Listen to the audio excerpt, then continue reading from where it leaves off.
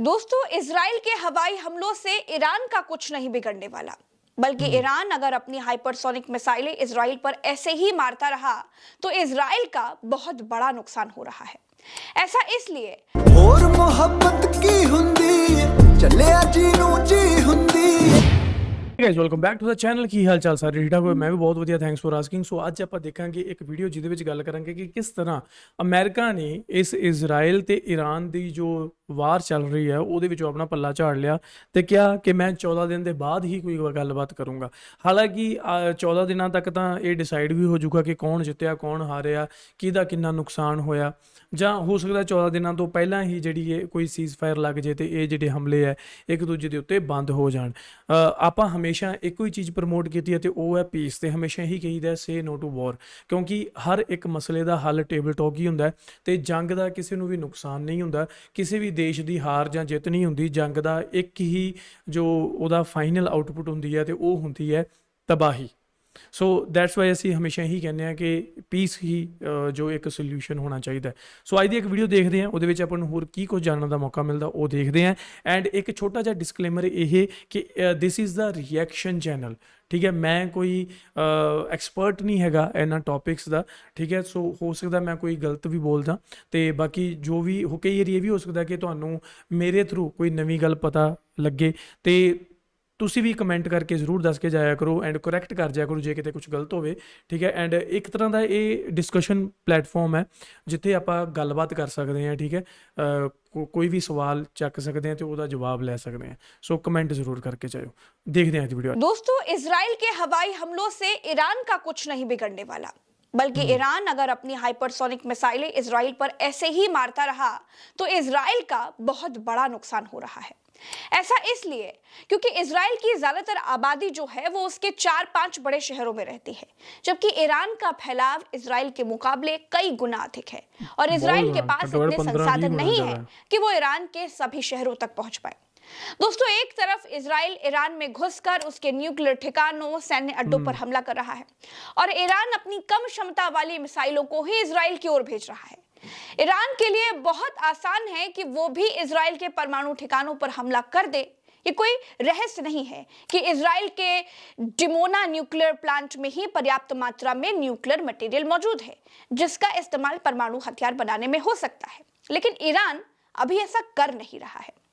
Iran ने Israel की कमर तोड़कर रख दी है। दोस्तों, इजराइल के हर रोज युद्ध में 6,000 करोड़ रुपए खर्च हो रहे हैं हर रोज। इजरायली वित्त मंत्री ने युद्ध से पहले ये अंदाजा लगाया था कि इस बार 2025 में उनकी जीडीपी का ग्रोथ रेट लगभग 4.5% रहेगा, लेकिन वो घट करके 3.5% पर रह गया है। ईरान के सामने इजराइल एकदम चुन्नू सा देश है, छोटा सा। उसके गिने चुने तेल अवीव और हाइफा जैसे बड़े शहर हैं। ईरान के लिए इजराइल को गाजा में बदलना आसान है। ईरान बहुत बड़ा देश है। ईरान इतना बड़ा देश है कि दुनिया के 195 देशों में जो आकार के मामलों में अगर देखा जाए तो वो 17वें नंबर पर आता है।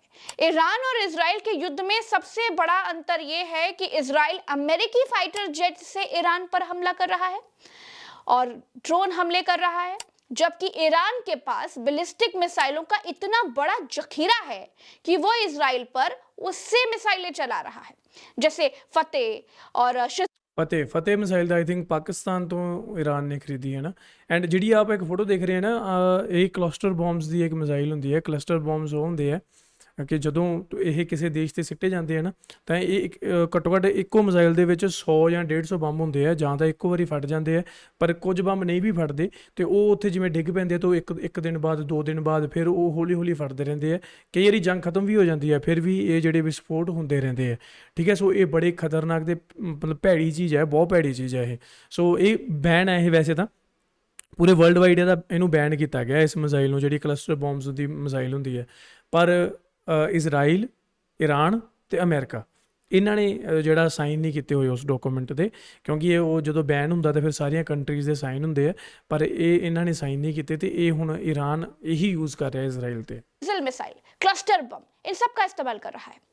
दोस्तों मिसाइलों को इजरायली एयर ਇੱਕ ਹੋਰ ਵੀਡੀਓ ਬੜੀ ਵਾਇਰਲ ਹੋ ਰਹੀ ਹੈ ਨੈਟ ਤੇ ਕਿ ਜੋ ਈਰਾਨ ਨੇ ਇੱਕ ਮਿਜ਼ਾਈਲ ਯੂਜ਼ ਕੀਤੀ ਹੈ ਜਿਹੜੀ ਹਵਾ ਦੇ ਵਿੱਚ ਬੜੀ ਹੀ ਜਦੋਂ ਜਾ ਰਹੀ ਹੈ ਤਾਂ ਬੜੀ ਸੋਹਣੀ ਲੱਗ ਰਹੀ ਹੈ ਤੇ ਉਹ ਹੁਣ ਪਤਾ ਨਹੀਂ ਉਹ ਸੱਚ ਹੈ ਜਾਂ ਨਹੀਂ, ਕਿਉਂਕਿ ਆਪਾਂ ਦੇਖ ਲਿਆ ਆਲਰੇਡੀ ਇੰਡੀਆ ਪਾਕਿਸਤਾਨ ਦੀ ਵਾਰ ਸਿਚੁਏਸ਼ਨ ਦੇ ਵਿੱਚ ਕਿ ਕਿੰਨੀਆਂ ਫੇਕ ਖਬਰਾਂ ਹੁੰਦੀਆਂ, ਕਿੰਨੀਆਂ ਝੂਠੀਆਂ ਹੁੰਦੀਆਂ। ਸੋ ਜੇ ਤੁਹਾਨੂੰ ਪਤਾ ਤਾਂ ਮੈਨੂੰ ਥੱਲੇ ਕਮੈਂਟ ਕਰਕੇ ਦੱਸਿਓ ਕਿ ਉਹ ਕਲਿੱਪ ਰੀਅਲ ਹੈ या फेक है। सिस्टम रोक तक नहीं पा रहे हैं, ये इजराइल के लिए सबसे दुख की बात है। ईरान इजराइल जंग में नेतन्याहू को ट्रंप ने फंसा कर रख दिया है। जानते हैं कैसे? अब नेतन्याहू के आगे इधर कुआं और उधर खाई वाली स्थिति हो गई है। ट्रंप ने नेतन्याहू को युद्ध की झाड़ पर चढ़ाकर अकेला छोड़ दिया है। ट्रंप ने कहा है कि ईरान इजराइल युद्ध में उनकी भूमिका क्या होगी वो 2 हफ्तों में सोच करके बताएंगे। इजराइल ईरान वॉर जो कि ट्रंप की समझ से बाहर निकल गया है दोस्तों। डोनाल्ड ट्रंप को समझ में ही नहीं आ रहा है कि इजराइल के लिए वो एक बार ईरान की जंग में घुस गए तो क्या मुंह लेकर के युद्ध से बाहर आएंगे। इजराइल तो ईरान पर हमला कभी भी रोक सकता है, लेकिन अमेरिका के सामने मजबूरी यह है कि वो बिना ईरान के परमाणु कार्यक्रम और वहां के नेतृत्व को खत्म किए युद्ध को खत्म नहीं कर पाएगा, जिस कारण वो युद्ध में उतरेगा, उसे पूरा करना पड़ेगा, वरना दुनिया में नाक कट जाएगी ना। और अमेरिका ये जानता है दोस्तों कि ईरान इतना बड़ा देश है, पहाड़ियों वाला देश है, या जमीन पर सेना उतरनी पड़ेगी। दूसरे देश में जाकर के जमीन पर दूसरे देश की सेना से लड़ना मुश्किल होगा, अमेरिकी सैनिक बेमौत मारे जाएंगे। दूसरी तरफ दोस्तों रूस और चीन भी तो हैं, वो भी तो ईरान के सपोर्ट में उतर आएंगे। तब अमेरिका का क्या होगा? अगर अमेरिका ने ईरान के न्यूक्लियर प्लांट खत्म भी कर दिए, ਮੈਨੂੰ ਨਹੀਂ ਲੱਗਦਾ ਕਿ ਅਮਰੀਕਾ ਡਾਇਰੈਕਟਲੀ ਜੋ ਇਹਦੇ ਵਿੱਚ ਇਨਵੋਲਵ ਹੋਏਗਾ ਐਂਡ ਇਜ਼ਰਾਈਲ ਦਾ ਸਾਥ ਦੇਗਾ ਓਪਨਲੀ। ਠੀਕ ਹੈ, ਅੰਦਰ ਖਾਤੇ ਜੋ ਚੱਲ ਰਿਹਾ ਇਹਨਾਂ ਦਾ ਪਤਾ ਹੀ ਹੈ, ਪਰ डायरेक्टली नहीं देगा। क्या ये हमेशा के लिए समस्या का अंत होगा, या फिर इससे ईरान के भीतर परमाणु हथियार पाने की जो लालसा है वो और भी ज्यादा बढ़ जाएगी। ईरान के न्यूक्लियर प्लांट तक पहुंचना अमेरिका के लिए इतना आसान भी नहीं है दोस्तों ईरान ने अपने परमाणु संसाधन फार्द के जिन पहाड़ों के नीचे छुपा रखे हैं वहां अमेरिका का कोई बम मार नहीं कर सकता। यानी कि अमेरिका को अपने सैनिक ईरान की सरजमीन पर उतारने पड़ेंगे। दोस्तों अब तक ईरान के साथ सिर्फ जुबानी जंग करते आए अमेरिकी राष्ट्रपतियों से अलग अब डोनाल्ड ट्रंप के सामने एक विकट तरह की स्थिति उत्पन्न हो गई है। इजराइल को हर हाल में सपोर्ट करने की अमेरिकी की नीति से वो अलग हो नहीं सकते और अपनी अमन के मसीहा वाली जो इमेज है उसको ताक पर रखकर तुरंत युद्ध में उतर भी नहीं सकते। दोस्तों सच ये है कि ट्रंप को कुछ सूझ ही नहीं रहा है, वो करे तो करे क्या। इसीलिए 2 हफ्ते का समय ले लिया है। वो 2 हफ्ते में ये समझेंगे कि ईरान इजराइल युद्ध में उनकी भूमिका क्या होगी। 2 हफ्तों का समय इसीलिए मांगा गया होगा क्योंकि दोस्तों 14 दिन का समय बहुत होता है। इतने दिनों में तो पता चल जाएगा कि जीत कौन रहा है। ईरानी मिसाइलों के हमलों से अगर इजराइल में ज्यादा तबाही होती है तो ट्रंप के पास अमेरिकी जनता को बताने के लिए वजह होगी कि उन्हें ईरान पर हमला क्यों करना पड़ा है। दूसरा, ट्रंप चाहते हैं कि नेतन्याहू उनके सामने आकर के दुनिया के सामने एक बार गिड़गिड़ा करके मदद की गुहार लगाएं, उनसे मदद मांगे। अगर ट्रंप युद्ध में शामिल होने में थोड़ा और वक्त लेते हैं तो इजराइल के सामने गिड़गिड़ाने के अलावा कोई और विकल्प भी नहीं होगा। दोस्तों वैसे तो पर्दे के पीछे से अमेरिका इजराइल की मदद कर रहा है क्योंकि दुनिया जानती है पिछले 3 सालों से इजराइल गाजा पर जो बम गिरा रहा है उसके पास इतना असलहा, इतना बारूद कहां से आ रहा है। इतना ही नहीं दोस्तों, हफ्ते भर से इजरायली फाइटर प्लेन ईरान पर जब हमला करने के लिए जा रहे हैं तो वापस लौटने का ईंधन उन्हें किस रास्ते से मिल रहा है? अमेरिका दे रहा है, लोग समझ रहे हैं। तो कुल मिलाकर दोस्तों ये कहा जा सकता है कि इजराइल अमेरिकी चंदे पर ईरान से युद्ध लड़ रहा है। इजराइल की बर्बादी अमेरिका को शर्मसार करेगी। दोस्तों अगर ईरान इजराइल पर हमले तेज करता है और उसकी बर्बादी होती है तो ये इजराइल से ज्यादा अमेरिका के लिए खतरे और चिंता की बात होगी। जानते हैं क्यों? ऐसा इसलिए क्योंकि दुनिया जानती है कि मिडिल ईस्ट में इजराइल अमेरिका का प्रॉक्सी या फिर एक्सटेंशन है। ऐसे में दुनिया जब इजराइल के खंडहरों की तस्वीर देखेगी तो ये मानेगी कि अमेरिका इजराइल को नहीं बचा पाया, जिसका दूरगामी असर खाड़ी देशों में मौजूद अमेरिका सैनिकों की सुरक्षा पर पड़ेगा। दोस्तों अमेरिका का एक बड़ा सैनिक जमावड़ा इराक, कुवैत, बहरीन और अन्य खाड़ी देशों में है। ये तमाम अमेरिकी मिलिट्री बेस ईरानी मिसाइलों की मारक क्षमता के भीतर हैं। अगर ईरान इजराइल युद्ध में अमेरिका का दखल एक सीमा से ज्यादा बढ़ जाता है या फिर इसके उलट अगर ईरान इजराइल युद्ध अनिर्णय की स्थिति में पहुंचता है तो यकीन मानिए दोस्तों, इससे पूरे मिडिल ईस्ट में अमेरिकी ठिकाने खतरे में पड़ जाएंगे। पूरे मिडिल ईस्ट में युद्ध का पर्याय रहा अमेरिका पलायन और कायरता का पर्याय बन जाएगा। ट्रंप के गले की हड्डी बन गया ईरान इजराइल युद्ध। दोस्तों, आमतौर पर अमेरिका ने अपने इतिहास में युद्ध के समय, जमीन और हालात खुद तय किए हैं। ये पहला मौका है जब कोई देश उसे जबरन युद्ध में घसीट लाया है। इजराइल ने ईरान पर हमला करके ट्रंप के सभी समीकरणों पर पानी फेर दिया है। अच्छा, वो इजराइल को अकेला छोड़ भी नहीं सकता और ईरान में घुसना भी नहीं चाहता है, यानी इधर खुआ और उधर खाई। और उसकी ये हैसियत भी नहीं बची है कि वो इजराइल और ईरान के बीच सीज फायर करवा पाए। तो कुल मिलाकर के दोस्तों, ट्रंप तेल देख रहे हैं और तेल की धार देख रहे हैं और ईरान के प्रहार देख रहे हैं। दोस्तों, हमारे न्यूज चैनल उल्टा चश्मा यूसी पर ईरान और इजराइल के त्वरित विश्लेषण ਜੀ ਮਿੱਤਰੋ, ਇਸ ਗਿਆ ਇੱਕ ਵੀਡੀਓ ਜਿਹਦੇ ਵਿੱਚ ਆਪਾਂ ਦੇਖਿਆ ਕਿ ਇਸ ਕੁੜੀ ਨੇ ਬਹੁਤ ਵਧੀਆ ਸਮਝਾਇਆ। ਪ੍ਰਗਿਆ ਕਪੰਨਾ ਇਹਨਾਂ ਦਾ YouTube ਚੈਨਲ ਹੈ, ਸੋ ਤੁਸੀਂ ਜਾ ਕੇ ਚੈੱਕ ਜ਼ਰੂਰ ਕਰ ਸਕਦੇ ਹੋ।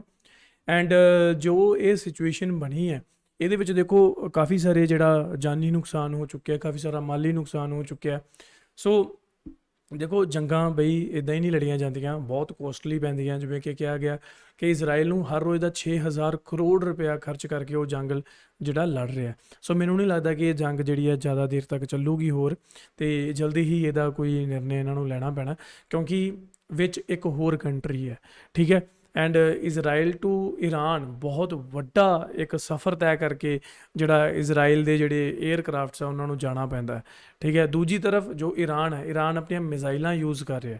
ਮਿਜ਼ਾਈਲਾਂ ਨੇ ਇੱਕ ਵਾਰ ਜਾਣਾ ਤਬਾਹ ਹੀ ਹੋ ਜਾਣਾ, ਪਰ ਜੇਕਰ ਏਅਰਕ੍ਰਾਫਟ ਜਾ ਰਿਹਾ ਤਾਂ ਉਹ ਜਿਹੜਾ ਏਅਰ ਜੈਟ ਹੈ ਉਹਨੇ ਵਾਪਸ ਆਉਣਾ, ਤਾਂ ਵਾਪਸ ਆਉਣ ਲਈ ਵੀ ਉਹਨੂੰ ਜਿਹੜਾ ਉਹਦੇ 'ਤੇ ਇੰਧਨ ਹੋਣਾ ਚਾਹੀਦਾ, ਠੀਕ ਹੈ। ਸੋ ਇਹ ਚੀਜ਼ਾਂ, ਇੰਧਨ ਦੇਖੋ ਫ੍ਰੀ 'ਚ ਤਾਂ ਆ ਨਹੀਂ ਲਿਆ, ਉਹਦੇ ਲਈ ਵੀ ਤੁਹਾਨੂੰ ਪੈਸਾ ਚਾਹੀਦਾ। ਤੁਸੀਂ ਕਿਤੋਂ ਵੀ ਐਕਸਪੋਰਟ ਕਰ ਰਹੇ ਹੋ, ਇੰਪੋਰਟ ਕਰ ਰਹੇ ਹੋ ਸੌਰੀ, ਅਤੇ ਤੁਹਾਨੂੰ ਪੈਸਾ ਤਾਂ ਲੱਗੇਗਾ। ਸੋ ਤਾਂ ਕਰਕੇ ਕਿਹਾ ਜਾਂਦਾ ਕਿ ਅਮਰੀਕਾ ਜੋ ਹੈ ਉਹ ਇਜ਼ਰਾਈਲ ਦੀ ਹੈਲਪ ਕਰ ਰਿਹਾ।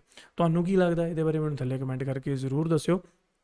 ਐਂਡ ਅਸੀਂ ਤਾਂ ਹਮੇਸ਼ਾ ਇੱਕੋ ਹੀ ਨਾਅਰਾ ਬੁਲੰਦ ਕੀਤਾ ਕਿ ਮੁਹੱਬਤ ਹੋਣੀ ਚਾਹੀਦੀ ਹੈ ਲੋਕਾਂ ਦੇ ਵਿੱਚ, ਦੇਸ਼ਾਂ ਦੇ ਵਿੱਚ ਜੰਗ ਨਹੀਂ ਹੋਣੀ ਚਾਹੀਦੀ। ਪਰ ਇੱਕ ਸੱਚ ਇਹ ਵੀ ਹੈ ਕਿ ਸਾਰੇ ਪਾਸੇ ਇਹ ਚੀਜ਼ ਕਦੇ ਨਹੀਂ ਹੋ ਸਕਦੀ। ਦੁਨੀਆ ਬਹੁਤ ਵੱਡੀ ਹੈ, ਬਹੁਤ ਮੁਲਕ ਹੈ, ਕਦੇ ਵੀ ਇਹ ਨਹੀਂ ਹੋ ਸਕਦਾ ਕਿ ਸਾਰੇ ਮੁਲਕਾਂ ਦੀ ਆਪਸ ਵਿੱਚ ਬਹੁਤ ਵਧੀਆ ਬਣਦੀ ਹੋਵੇ। ਸੋ ਇਹ ਇੱਕ ਕੌੜਾ ਸੱਚ ਹੈ, ਪਰ ਸੱਚ ਆ। ਜੰਗਾਂ ਇੱਦਾਂ ਹੀ ਅੱਗੇ ਵੀ ਚੱਲਦੀਆਂ ਰਹਿਣਗੀਆਂ ਅਤੇ ਆਮ ਲੋਕ ਹੈ ਜਿਹੜੇ ਉਹ ਇੱਦਾਂ ਹੀ ਜਿਹੜੇ ਹੈ ਮਰਦੇ ਰਹਿਣਗੇ। ਸੋ ਇਹ ਕੌੜਾ ਸੱਚ ਹੈ ਜਿਹੜਾ ਕਿ ਸਾਨੂੰ ਮੰਨਣਾ ਪੈਣਾ, ਪਰ ਅਸੀਂ ਇਹਨਾਂ ਚੀਜ਼ਾਂ ਨੂੰ ਘਟਾ ਸਕਦੇ ਹਾਂ।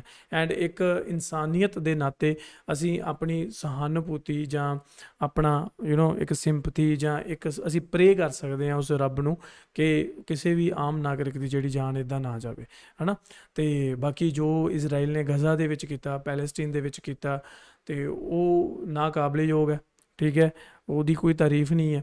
ਉਸ ਤੋਂ ਬਾਅਦ ਜੋ ਹਮਾਸ ਨੇ ਜਿਹੜਾ ਉੱਧਰ ਉਹ ਚੀਜ਼ਾਂ ਕੀਤੀਆਂ, ਉਹਨੂੰ ਵੀ ਆਪਾਂ ਦੇਖੋ ਕਿਸੇ ਨਾ ਕਿਸੇ ਤਰੀਕੇ ਉਹਨੂੰ ਇੱਦਾਂ ਜਸਟੀਫਾਈ ਨਹੀਂ ਕਰ ਸਕਦੇ ਕਿ ਉਹਨਾਂ ਨੇ ਕੀਤਾ ਸੀ। ਤਾਂ ਹੈ ਤਾਂ ਚਲੋ ਜਸਟੀਫਿਕੇਸ਼ਨ ਦਿੱਤੀ ਵੀ ਜਾ ਸਕਦੀ ਹੈ, ਕਿਉਂਕਿ ਜਦੋਂ ਇੱਕੋ ਬੰਦਾ ਲਗਾਤਾਰ ਬੇਕਸੂਰਾਂ ਨੂੰ ਮਾਰਦਾ ਰਹੇ ਤਾਂ ਬੇਕਸੂਰਾਂ ਨੂੰ ਵੀ ਆਵਾਜ਼ ਚੱਕਣੀ ਪੈਂਦੀ ਹੈ, ਤਾਂ ਉਹਨਾਂ ਨੂੰ ਵੀ ਰਿਟੈਲੀਏਟ ਕਰਨਾ ਪੈਂਦਾ। ਸੋ ਉਦੋਂ ਦੂਜੇ ਪਾਸੋਂ ਰਿਟੈਲੀਏਸ਼ਨ ਹੁੰਦੀ ਹੈ ਤਾਂ ਦੂਜੇ ਪਾਸੇ ਵੀ ਫਿਰ ਜਿਹੜਾ ਜਾਨੀ ਨੁਕਸਾਨ ਹੁੰਦਾ। ਸੋ ਗੱਲ ਮੁੱਕਣੀ ਤਾਂ ਸਾਰੀ ਟੇਬਲ ਟਾਕ 'ਤੇ ਹੀ ਹੈ, ਠੀਕ ਹੈ। ਤੁਸੀਂ ਦੇਖ ਲਓ ਵੀ ਜੰਗਾਂ ਕਿੰਨੀਆਂ ਕੁ ਲੰਬੀਆਂ ਚੱਲ ਲੈਣ, ਜਿੰਨੀਆਂ ਮਰਜ਼ੀ ਲੰਬੀਆਂ ਚੱਲ ਲੈਣ, ਉਸ ਤੋਂ ਬਾਅਦ ਮੁੱਕਣੀ ਤਾਂ ਗੱਲ ਛੋਟੀਆਂ ਮੋਟੀਆਂ ਪ੍ਰੋਕਸੀ ਵਾਰਸ ਹੋਣ, ਝੜਪਾਂ ਹੋਣ, ਠੀਕ ਹੈ, ਪਰ ਜਦੋਂ ਇੱਕ ਫੁੱਲ ਫਲੈਜ ਇੱਕ ਜੰਗ ਸ਼ੁਰੂ ਹੋ ਗਈ ਹੋਵੇ ਤਾਂ ਉਹਦਾ ਹੱਲ ਬਹੁਤ ਔਖਾ ਨਿਕਲਦਾ। ਸੋ ਇਸ ਟਾਈਮ ਸ਼ਾਇਦ ਉਹੀ ਹਾਲਾਤ ਨੇ। ਅਤੇ ਬਾਕੀ ਤੁਹਾਨੂੰ ਕੀ ਲੱਗਦਾ ਥੱਲੇ ਕਮੈਂਟ ਕਰਕੇ ਮੈਨੂੰ ਦੱਸਿਓ, ਅਤੇ ਮਿਲਦੇ ਹਾਂ next video. Till then make sure you hit that subscribe.